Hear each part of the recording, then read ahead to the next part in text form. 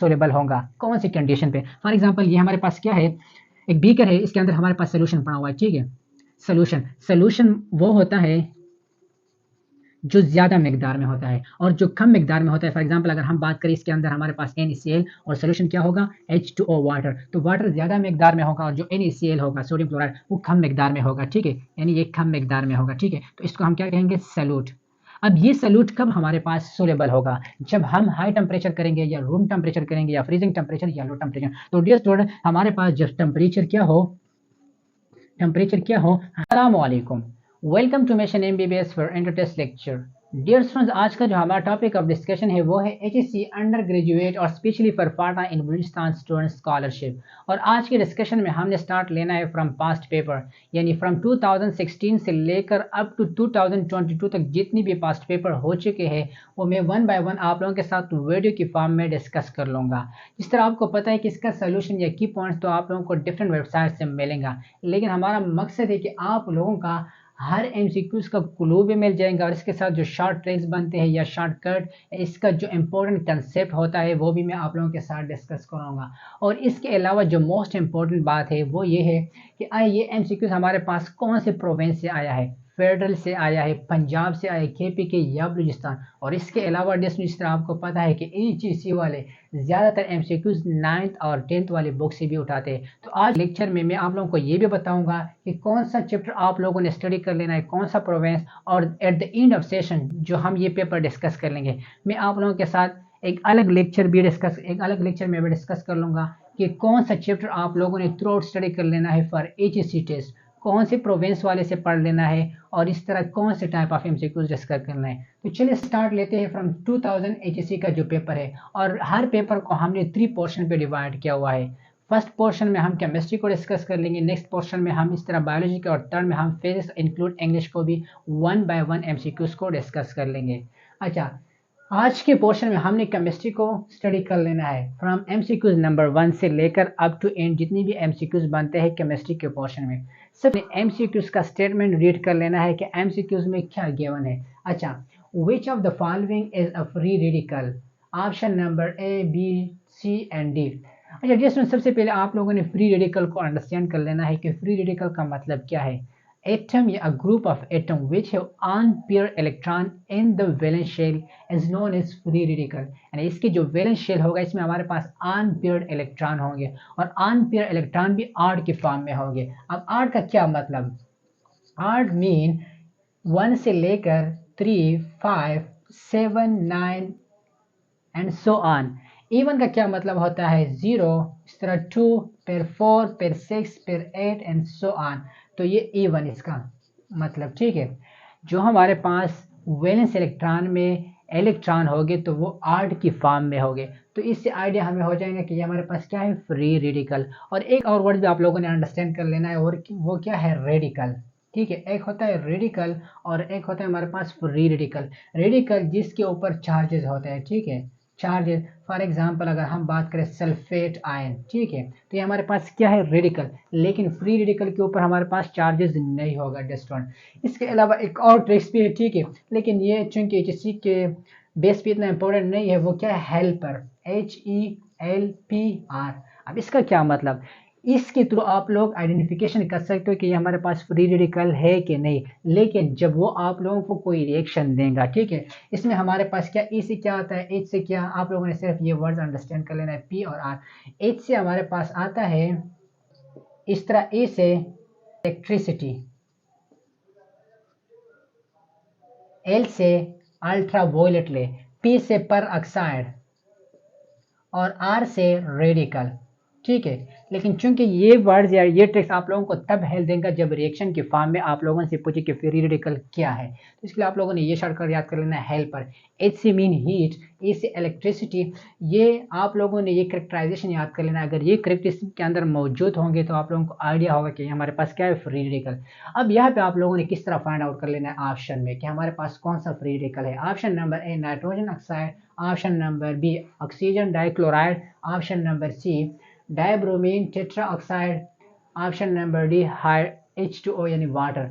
तो dear student, अगर आप लोग देख ले इसका लीव स्ट्रक्चर वाटर का, इस तरह ऑप्शन नंबर C का, तो ये हमारे पास क्या है, पेयर फॉर्म में है, तो ये तो करेक्ट नहीं हो सकता क्योंकि हमने डिफिनेशन के अंदर स्टडी किया कि जो अनपेयर इलेक्ट्रॉन होते हैं। अब ऑप्शन नंबर बी और सी को देख लो, ए को देख लो। ऑप्शन नंबर ए में हमारे पास क्या है, नाइट,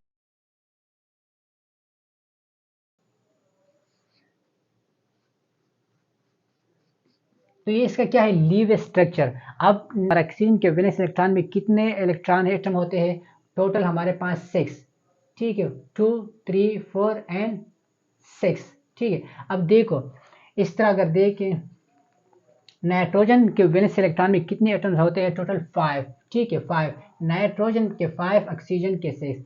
अब यहाँ पे देखो 1 2 3 4 5 एंड 6 ये पेयर के फॉर्म है, लेकिन यहाँ पे चूंकि हमारे पास बॉन्ड बना हुआ है, और कौन सा बॉन्ड है, कोवेलेंट बॉन्ड, यानी ये वाला जो पेयर है इसने शेयर किया है नाइट्रोजन के साथ, तो ऑक्सीजन लो नाइट्रोजन, पहले ये स्टडी कर लेते हैं, 1 2 3 4 5, ठीक है, टोटल कितने एटम है हमारे पास नाइट्रोजन के वैलेंस शेल में, 5, तो इस मीन कि इसका भी कंप्लीट है। अब यहाँ पे देख लो 1 2 3 4 5 इसका भी कंप्लीट है, लेकिन यहाँ पे अगर आप लोग देख ले ये भी अनपेयर्ड फॉर्म में है और ये भी अनपेयर्ड फॉर्म में है, तो इस रिजल्ट की बुनियाद पे हमारे पास जो करेक्ट ऑप्शन बनता है वो ऑप्शन नंबर कौन सा है, ऑप्शन नंबर ए। अब ऑप्शन नंबर बी के अगर आप लोग लीव स्ट्रक्चर ड्रा कर ले, ओ फिर इस तरह सी एल फिर सी एल, इस तरह अगर आप इसकी 7 इलेक्ट्रॉन ड्रा कर ले, क्लोरीन के वैलेंस इलेक्ट्रॉन में कितने होते हैं, 7, इस तरह इसके 7, इस तरह इसके साथ पेयर के फॉर्म में होते हैं, ठीक है। इसके अंदर हमारे पास क्या होता है, पेयर फॉर्म में आ रहे हैं, तो इसमें हमारे पास कौन सा करेक्ट ऑप्शन है, option number A. Okay, MCQs number 2। MCQs number 2, a base soluble in water is called dash। Simple सा डिफिनेशन है, a base soluble in water is called alkali। क्या है, अल्कली। फॉर एग्जांपल अगर हम बात करें sodium NaOH, sodium hydroxide, या potassium KOH, potassium hydroxide, ये इसके एग्जांपल है अल्कली की। अच्छा, एमसीक्यूज नंबर 3 को देख ले, science of the chemical characterisation stand under the heading of dash, कौन सा करेक्ट ऑप्शन होगा।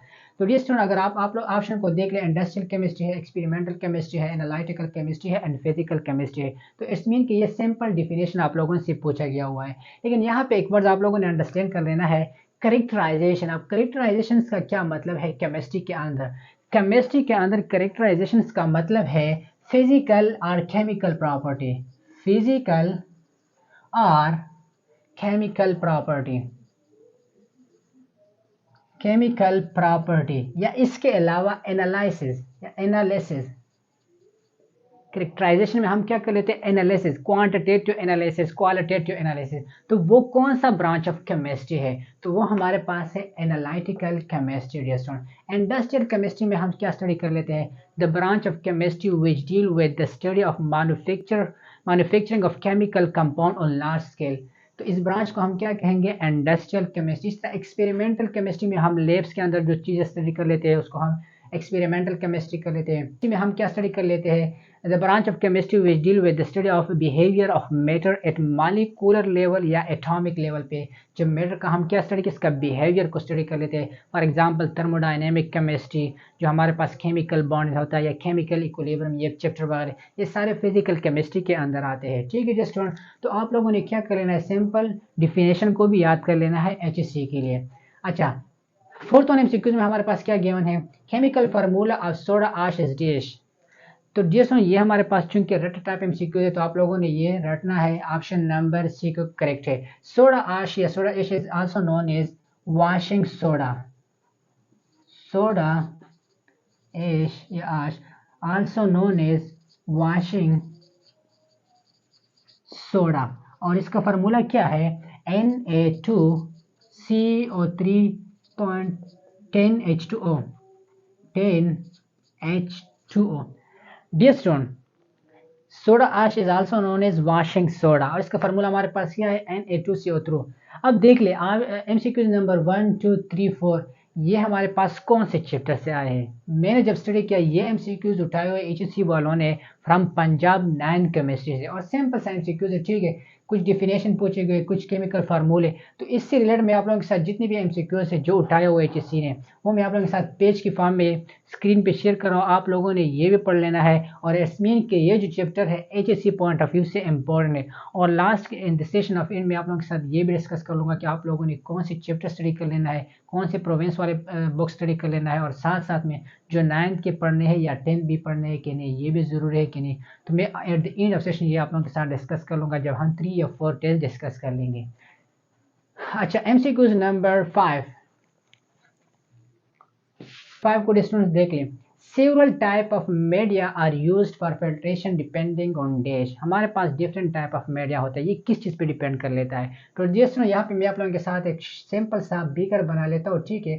फॉर एग्जांपल ये हमारे पास क्या है, एक बीकर है, और यहाँ पे हमारे पास इसके अंदर सोल्यूशन पड़ा हुआ है, ठीक है। ये जो नीचे वाला तय होगा, ठीक है, और इस तरह ये टॉप पे जो होगा ये सुपर नेट, और जो नीचे वाला होगा पीपीटी, ठीक है। पीपीटी के फॉर्म में बन जाएगा, इसको क्या कहते हैं, प्रीसिपिटेट, और इसके अंदर जो है ये क्या है, सस्पेंशन पड़ा हुआ है, सस्पेंशन। तो dear student, several type of media are use for filtration के लिए जब हम इस्तेमाल करते हैं वो किस चीज़ पे डिपेंड कर लेता है, नेचर ऑफ रिएक्शन पे, या नेचर ऑफ रिएक्टेंट पे, या नेचर ऑफ प्रेसिपिटेट पे, या नेचर ऑफ फिल्टर पेपर पे। तो डियर स्टूडेंट ये डिपेंड कर लेता है नेचर ऑफ प्रेसिपिटेट, ठीक है, इस चीज़ पे डिपेंड कर लेता है। आया हमारे पास सॉलिड है, लिक्विड है, किस चीज़ फॉर्म में पड़ा हुआ है। तो हमारे पास जो मीडिया होगा वो चीज़ पे डिपेंड होगा, नेचर ऑफ प्रेसिपिटेट, ठीक है, जब यहाँ से हम फिल्टर कर लेते हैं थ्रू फिल्टर पेपर। अच्छा, अब हम चलते हैं एमसीक्यू नंबर 6 की तरफ। Filtration by a glass funnel and filter paper is very dash, ठीक है। जब हम फिल्ट्रेशन कर लेते हैं थ्रू ग्लास फनल या फिल्टर पेपर, तो वो हमारे पास ये जो प्रोसेस होगा किस तरह होगा, टाइम कंज्यूमिंग होगा, ऑप्शन नंबर बी डिफिकल्ट होगा, ऑप्शन नंबर सी फास्ट होगा, या ऑप्शन नंबर डी एक्यूरेट होगा। तो डियर स्टूडेंट, जब हम ग्लास फनल या फिल्टर पेपर के थ्रू इसका फिल्ट्रेशन कर लेते हैं तो इसमें हमारे पास टाइम कंज्यूम होगा, ठीक है, ठीक है। अच्छा, यहाँ पे ज़्यादातर स्टूडेंट्स के जहन में ऑप्शन नंबर सी करेक्ट होगा, फास्ट। लेकिन इसका भी मैं क्लू देता हूँ। फॉर एग्जांपल यहाँ पे हमने फिल्ट्रेशन कर लेना, यहाँ पे हमने फिल्टर लगा लिया। फॉर एग्जांपल यहाँ पे हमारे पास एक सॉलिड पड़ा हुआ है, इसको हमने फिल्टर कर लेना है, ठीक है। जब हम ये फिल्टर करेंगे थ्रू ग्लास फनल या फिल्टर पेपर, तो यहाँ पे हमारे पास फॉर एग्जांपल ये सॉलिड है, और यहाँ से हमने फिल्टर पेपर से इसको गुजारना है। चूंकि ये हमारे पास सॉलिड है और लिक्विड में हमने इसको एंटी कर लेना है, तो ये इजीली हो जाएगा। जब इजीली हो जाएगा तो ये हमारे पास फास्ट प्रोसेस होगा। तो इसी वजह स्टूडेंट के जहन में आता है कि फास्ट। लेकिन अगर आप बुक्स को स्टडी कर ले, मैं आप लोगों के साथ पिक्चर में भी शेयर करूंगा कि ये हमारे पास क्यों करेक्ट है। तो हमारे पास जो ऑप्शन 1 है वो करेक्ट है, ठीक है। अब हम चलते हैं एमसीक्यू नंबर 7 की तरफ। Basic principle of crystallisation is that solute should be soluble in a suitable solution at dash. अब दोस्तों ये एमसीक्यू आप लोगों ने अंडरस्टैंड कर लेना है। बेसिक प्रिंसिपल ऑफ क्रिस्टलाइजेशन की बात हो रही है, हमारे पास सॉल्यूट होता है वो क्या होता है, सोलेबल होता है। तो आप लोगों ने ये एमसीक्यूज को क्या करना है, सी ऑप्शन को करेक्ट कर लेना है। जब हमारे पास टेम्परेचर हाई हो तो हमारे पास जो सॉल्यूट पार्टिकल होगा वो क्या होगा, शुड बी सोलेबल होगा। अच्छा, अब हम चलते हैं एमसीक्यू नंबर 8 की तरफ। प्रीमेच्योर क्रिस्टलाइजेशन, ठीक है, क्रिस्टलाइजेशन से पहले of a solution of filter paper और इन फनल कैन बी अवॉइड। अब अवॉइड का मतलब क्या होता है, यानी टू प्रोटेक्ट। तो वो हमारे पास कौन सा प्रोसेस होगा, option number A filtering hot saturated solution using hot funnel, option number B failing warm solution, option number C quick filtration, and option number D filtering cold solution. तो dear student, अगर हमने protect कर लेना है या avoid कर लेना है तो सबसे पहले हमने जो फिल्टरिंग कर लेना है hot saturated solution using hot funnel. तो इसमें हमारे पास जो करेक्ट ऑप्शन है वो कौन सा है, ऑप्शन नंबर ए। अच्छा, एमसीक्यू नंबर 9 इसके बाद डिस्कस कर लेंगे। Safe and reliable method of drawing crystal is through dash. Option number A pressing it between fold of filter paper, option number B drying in it oven, option number C evaporation of solution या vacuum desiccator। तो dear student इसमें हमारे पास जो correct option है वो option number D है। क्यों correct है? क्योंकि जब हम सेफ या रिलायबल मेथड को ड्राइंग क्रिस्टल के थ्रू इसका प्रोसेस कर लेता है, तो इसके लिए जो हम एक्यूरेट मेथड यूज करें तो वो हमारे पास क्या है? Vacuum desiccator. अच्छा, MCQs 10, 8, 7, 6 and 5. It means 1, 2, 3, 4, 5. 5 MCQs हमारे पास एक चैप्टर से आया है। और कौन सा चैप्टर है? Chapter number 2। Chapter number 2 from Punjab, experimental technique. Experimental technique. अब इसका लिखने का क्या जरूरत है डियर स्टूडेंट आप लोगों के साथ? मेरा ये मतलब है कि अगर आप लोग देख ले 5 MCQs एक चैप्टर से आया, और कौन सा चैप्टर है? Experimental technique.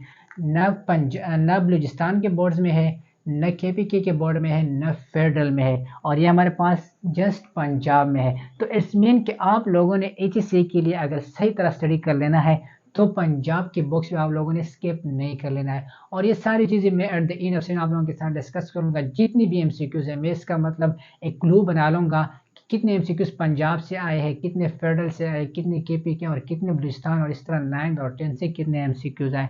तो आप लोगों ने इस तरह चीज़ें स्किप नहीं कर लेना है। आप चाहे MCQ नंबर 9 को देख लो। Acid present in milk is dish. Milk में हमारे पास कौन सा एसिड प्रेजेंट होता है? तो सिंपल सा MCQ से 9 बुक्स है लैक्टिक एसिड। ठीक है डियर स्टूडेंट। ऑक्जेलिक एसिड किस चीज़ में होता है? ये हमारे पास प्लांट्स के अंदर होता है, लाइक पोटैटो, टोमेटो वगैरह इसके प्लांट्स के अंदर हमारे पास प्रेजेंट होता है। ऑर्गेनिक एसिड भी प्लांट्स के अंदर होता है। सल्फ्यूरिक एसिड किस चीज़ के अंदर होता है? जो लीड बैटरी होते हैं ना उसके अंदर हमारे पास क्या होता है? सल्फ्यूरिक एसिड होता है। MCQ नंबर 11 में क्या गिवन है? Acid that is present in vinegar is dash. Option number A lactic acid, option number B oxalic acid and option number C acetic acid. तो वो कौन सा एसिड है जो विनेगर में प्रेजेंट होता है? तो डियर हमारे पास जो करेक्ट ऑप्शन है वो ऑप्शन नंबर सी यानी एसिटिक एसिड। इसके अलावा अगर पूछा जाए कि टोमेटो में क्या प्रेजेंट होता है, ऑरेंज में क्या प्रेजेंट होता है, पोटैटो में क्या प्रेजेंट होता है, या मिल्क में क्या प्रेजेंट होता है, जिस तरह हमने प्रीवियस MCQ में भी डिस्कस किया था। तो डियर ये चार्ट आप लोगों ने याद कर लेना है। पाँच छः नेम है, ठीक, आप लोगों ने याद कर लेना है। मे बी नेक्स्ट टाइम ये MCQ पूछा जाए। अच्छा, आप MCQ number 12, more abundant isotope of an element is one with dash। More abundant की बात हो रही, ठीक है। ये MCQ कहाँ से आया है लास्ट में मैं डिस्कस भी करूंगा। मोर abundant isotope हमारे पास कौन से है? Even mass number. Even mass number, ठीक है। और अगर लेस abundant के बारे में पूछा जाए तो वो हमारे पास कौन से है? Odd atomic number. लेकिन यहाँ में क्वेश्चन में क्या पूछा गया है? मोर एबंडेंट आइसोटोप, तो इवन मास नंबर। और ये MCQ आया है पंजाब बॉक्स से, ठीक है। पंजाब बॉक्स से जो बेसिक कंसेप्ट या chapter number 1 from first year chemistry.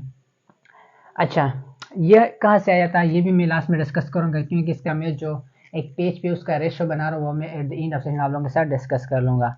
अच्छा, MCQ नंबर 13 में क्या गिवन है? Naphthalene is found in which physical state? Solid, liquid, या गैस, या प्लाज्मा? तो डियर स्टूडेंट जो नेप्थलीन होता है वो किस चीज में प्रेजेंट होता है? सॉलिड में प्रेजेंट होता है, और इसका जो कलर है वो क्या है? कलरलेस। कलरलेस वाइट सॉलिड या ब्राउनिश, ठीक है। तो ये हमारे पास किस फॉर्म में होता है? सॉलिड की फॉर्म में। तो हमारे पास इसका करेक्ट ऑप्शन क्या है? नेप्थलीन का सॉलिड। अच्छा, MCQ नंबर 14 में क्या गिवन है? The number of covalent bond present in 10 gram of water are dash. Calculation based MCQ जिस आप लोगों ने इसके लिए फार्मूला लिखना है N is equal to mass, ठीक है, जो गिवन है आंसर में, divided by molecular mass. Mass हमारे पास कितना है? 10 gram. Molecular mass of water कितना है?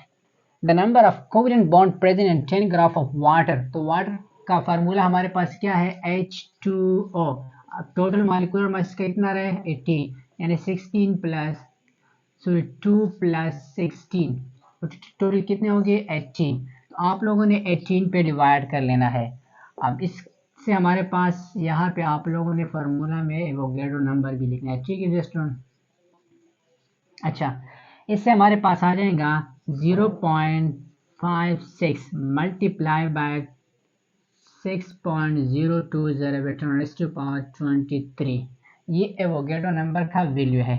अच्छा, अब n इज इक्वल टू, इससे हमारे पास जब आप लोग कैलकुलेशन कर ले तो इससे वैल्यू आ जाएगा 0.3712। ठीक है, राउंड अबाउट इस तरह ही आ रहा है। यहाँ पे जिक्र हो रहा है डियर स्टूडेंट किस चीज का, वाटर का। तो वाटर में टोटल कोवेलेंट बॉन्ड कितने होंगे डियर स्टूडेंट, अगर हमारे पास 10 ग्राम ऑफ वाटर हो। तो याद रखो ये इन्फॉर्मेशन आप लोगों ने याद कर लेना है। ठीक है, इन्फॉर्मेशन में भी ये भी पूछ सकता है एमसीक्यू पॉइंट ऑफ व्यू से। पर मॉलिक्यूल ऑफ वाटर यानी 1 मोल ऑफ H2O, इसमें टोटल कितने बॉन्ड होते हैं हाइड्रोजन,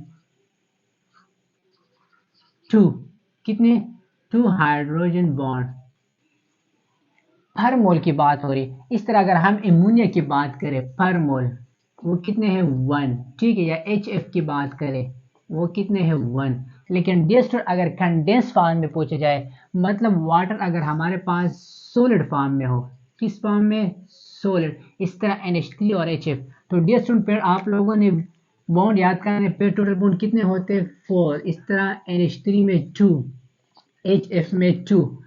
तो नेक्स्ट टाइम इस तरह भी एमसीक्यू पूछ सकता है कि वाटर में हमारे पास कितने हाइड्रोजन बॉन्ड होते हैं पर मॉलिक्यूल, तो 2। लेकिन अगर सोलर या कंडेंस फॉर्म में पूछा जाए तो फिर आप लोगों ने इख्तियार कर लेना है 4 हाइड्रोजन बॉन्ड। इस तरह एमोनिया में 2, फिर HF में 2।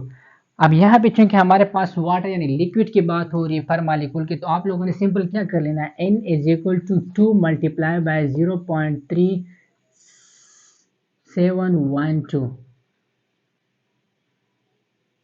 ठीक है, बाय बाय 10⁻²3। ठीक है, ये भी आप लोगों ने याद कर लेना है। अच्छा, अगर इसका आप लोग मल्टीप्लिकेशन कर ले तो इससे हमारे पास आ जाएगा 6.740×10⁻23। तो आप देख लें हमारे पास के ऑप्शन में ये मौजूद है कि नहीं, 6.0 ये तो नहीं हो सकता, पॉइंट के बाद 0 आया है। ठीक है, अब 6.74, ठीक है, यहाँ पे 6.74×10⁻23, तो करेक्ट ऑप्शन हमारे पास ये है। अब ये भी नहीं होता, 0 आया है और यहाँ पे हमारे पास 24 गिवन है, तो हमारे पास कौन सा करेक्ट ऑप्शन होगा, 6.74×10⁻23। जस्ट ये चीज़ आप लोगों ने भी याद कर लेना है साथ साथ में। अच्छा, एमसीक्यू नंबर 15 में क्या गिवन है, A pure liquid has dash boiling point then M pure liquid। pure liquid का जो boiling point होगा वो लोअर होगा M pure liquid से। ठीक है, यानी लोअर। इसका रीजन क्या है डिस्टेंट, अगर आप लोग देख लें हमारे पास जो M pure liquid होता है उसमें क्या होता है, pure और इस तरह I mean M pure, तो इसमें boiling point किसका ज्यादा होगा, एम पेवर का। रीजन क्या है, क्योंकि इसके अंदर हमारे पास इम्प्योरिटी होती है। अगर आप लोग इसको बॉईल कर लें इन दोनों को तो सबसे ज्यादा कौन से वाला जल्दी बोल जाएगा, हमारे पास जो एम पेवर है। तो एम पेवर का जो बॉइलिंग पॉइंट होगा एज कम्पेयर टू पेवर वो ज्यादा होगा। लेकिन चूंकि यहाँ पे लिखा हुआ है कंपेयर क्या हुआ है, pure liquid has dash has lower than boiling point, ठीक है, देन एम पेवर लिक्विड। अच्छा, MCQ number 16. Isotopes are the sister atom of the same element with the similar chemical property and different dash। तो just ये isotope की definition है। Isotope में हमारे पास जो केमिकल प्रॉपर्टी सेम होंगी और फिजिकल प्रॉपर्टी हमारे पास क्या होगी, डिफरेंट। यानी इसका जो एटॉमिक नंबर होगा वो सेम होगा और एटॉमिक मास क्या होगा, डिफरेंट। तो डिफरेंट यहाँ पे हमारे पास कौन सा ऑप्शन होगा, ऑप्शन नंबर बी। सिंपल सा डिफिनेशन है आइसोटोप्स का। अच्छा, एमसीक्यू नंबर 17 में क्या गिवन है, द इंस्ट्रूमेंट, वो कौन सा इंस्ट्रूमेंट है विच इज यूज, जो इस्तेमाल होता है to measure the exact mass of different isotope. Different isotope का एग्जैक्ट मास क्या कर लेता है, फाइंड आउट कर लेता है of an element called dash. तो इसके लिए हमारे पास जो करेक्ट ऑप्शन है वो है मास स्पेक्ट्रोमीटर। मास स्पेक्ट्रोमीटर, यही इसकी बात हो रही है, मास spectrometer separate different positive isotope ion on the base of dash. ठीक है, किसके बेस पे ये फाइंड आउट कर लेते हैं, डिफरेंशिएट कर लेता है। तो different mass value, mass to charge value, या चार्ज टू मास वैल्यू, या option number D change value. तो डिफरेंट इसके हमारे पास जो करेक्ट ऑप्शन है वो ऑप्शन नंबर बी है, मास टू चार्ज वैल्यू। अब वैल्यू यहाँ पे आप लोगों ने, अब यहाँ पे वैल्यू लेकर डिफरेंट आप लोगों ने कंफ्यूज नहीं होना है। ठीक है, मास टू चार्ज रेशियो, ठीक है, या वैल्यू। तो इसके लिए हमारे पास करेक्ट ऑप्शन कौन सा होगा? Option number B. MCQ number 19. Simplest formula that give us information about the simple ratio of an atom in a compound is called. तो सिंपल सा डेफिनेशन है किस चीज़ का? एम्पिरिकल फार्मूला का। ठीक है, फॉर एग्जांपल अगर हम लिख ले यहाँ पे एक एग्जांपल, ये हमारे पास क्या है? C6H6, ये बेंजीन है। अब इसका सिंपलेस्ट फार्मूला क्या है? C6CH। ठीक है, ये इसका सिंपलेस्ट फार्मूला। इसी तरह अगर C6H12 और 6 ग्लूकोज का, तो यहाँ C फिर H12 है, ये 2 हो जाएगा और इस तरह O। तो ये हमारे पास ग्लूकोज का सिंपलेस्ट फार्मूला है। तो सिंपलेस्ट फार्मूला के लिए हमारे पास जो करेक्ट ऑप्शन है वो कौन सा है? Empirical formula. Last one MCQs from chemistry portion from 2018 से। फोटोसिंथेसिस स्टेज कौन सा फिनोमेना होगा? एंडोथर्मिक, एक्सोथर्मिक या एंथैल्पी चेंज या फ्यूजन रिएक्शन? तो डियर स्टूडेंट, हमारे पास जो फोटोसिंथेसिस है ये आप लोगों ने याद कर लेना है। एक फोटोसिंथेसिस है और दूसरा हमारे पास रेस्पायरेशन है। रेस्पायरेशन, फोटोसिंथेसिस है, ये हमारे पास कौन सा रिएक्शन है या फिनोमेना है? एंडोथर्मिक। ठीक है, एंडोथर्मिक रिएक्शन। और रेस्पायरेशन हमारे पास क्या है? Exothermic reaction. ठीक है, तो इसमें हमारे पास कौन सा करेक्ट ऑप्शन होगा फोटोसिंथेसिस के लिए? ऑप्शन नंबर ए, यानी एंडोथर्मिक रिएक्शन है। नेक्स्ट टाइम मे भी रेस्पायरेशन के बारे में पूछा जाए तो आप लोगों ने ये एहतियात कर लेना है कि रेस्पायरेशन के लिए हमारे पास जो फिनोमेना है या रिएक्शन है वो क्या है? Exothermic reaction. तो जस्ट ये हमारे पास थे केमिस्ट्री के पोर्शन से एमसीक्यूज, 20 एमसीक्यूज थे और हर एमसीक्यूज को मैंने आप लोगों के साथ डिटेल से डिस्कस किया। जिसके कंसेप्ट बनता था वो कंसेप्ट के थ्रू मैंने आप लोगों के साथ डिस्कस किया, जो ट्रिक्स बनते थे वो ट्रिक्स के थ्रू मैंने आप लोगों के साथ सोल्व किए, और इसके अलावा ये इन्फॉर्मेशन भी मैंने आप लोगों को बताया कि कौन सा chapter MCQs point of view से इंपॉर्टेंट है, यानी कौन से चैप्टर से ज़्यादा एमसीक्यूज एचईसी वालों ने उठाया हुआ है। अब यहाँ पे देख ली फॉर एग्जाम्पल हमारे पास जो फर्स्ट वन एमसीक्यूज है ऑर्गेनिक केमिस्ट्री है। ठीक है, ऑर्गेनिक केमिस्ट्री से नेक्स्ट वन हमारे पास क्या है? बेसिक कंसेप्ट है। फर्स्ट ईयर पंजाब के जो फर्स्ट चैप्टर है उससे है। ये कहाँ से है? सॉलिड चैप्टर से है, पंजाब वाले से। अब ये देख लो, ये फर्स्ट चैप्टर से है। ठीक है, अब पेवर लिक्विड ये हमारे पास लिक्विड वाले चैप्टर से है। ठीक है, आइसोटोप ये भी फर्स्ट चैप्टर से है, पंजाब से। अब ये 1, 2 एंड 3 ये जो एमसीक्यूज है ये एनालिटिकल केमिस्ट्री है। ठीक है, जो स्टूडेंट सेकंड ईयर का जो लास्ट चैप्टर है ना राउंड अबाउट, उससे ये 3 एमसीक्यूज उठाए हुए हैं। फर्स्ट यानी 17, 18 और 19। तो इट्स मीन कि केमिस्ट्री के अंदर कौन से चैप्टर इंपॉर्टेंट है ये आप लोगों को आइडिया हो गया। ठीक है, ऑर्गेनिक में से कुछ चैप्टर और इसका जो लास्ट वन चैप्टर है एनालिटिकल केमिस्ट्री, और फर्स्ट वन जो कुछ चैप्टर है। इंशाल्लाह इसके इन सेशन में मैं आप लोगों को ये बताऊंगा कि कौन से चैप्टर आप लोगों ने कर लेना है। अभी थोड़ा बहुत टाइम है। ठीक है, फिलहाल मैं आप लोगों के साथ ये जो टेस्ट वगैरह ये डिस्कस कर रहा हूँ, मुझे भी आइडिया हो जाएगा कि मतलब कौन सा एमसीक्यूज कौन से चैप्टर से आया है। अगर आपको ये वीडियो अच्छी लगी तो अपने दोस्तों के साथ ज़रूर शेयर करें, और उन दोस्तों के साथ जो फिलहाल अभी एचएससी के लिए क्या करें, तैयारी कर रहे हैं।